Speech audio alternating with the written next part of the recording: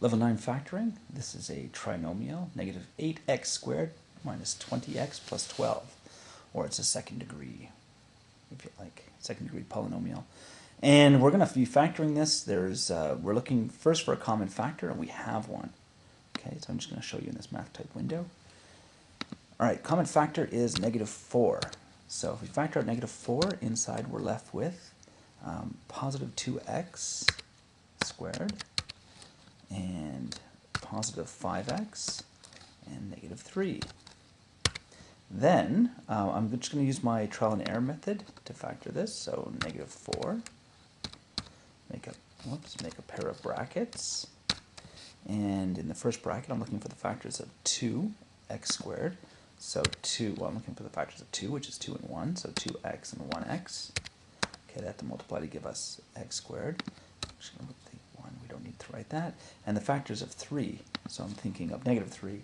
So I'm thinking negative 1 and positive 3. Let's try that. And let's see if that all multiplies up to give you this.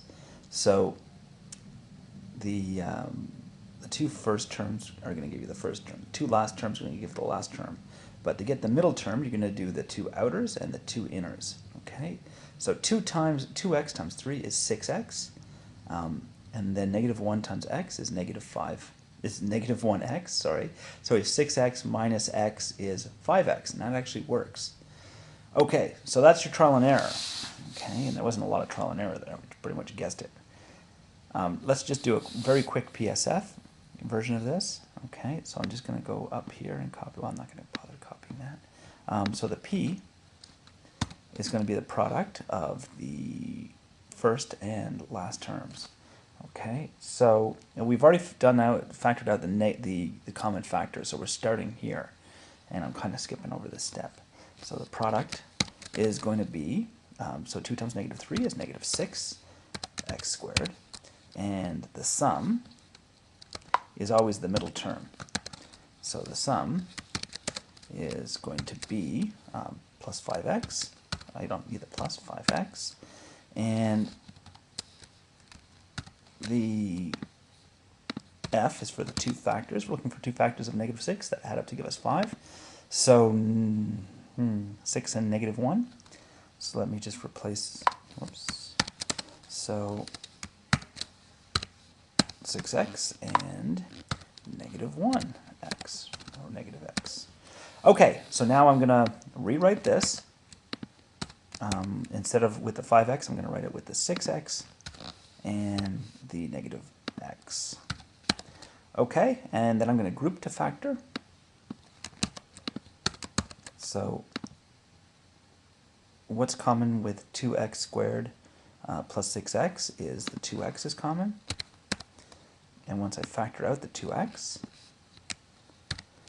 we're left with just x, and divide that by 2x, and we're left with 3.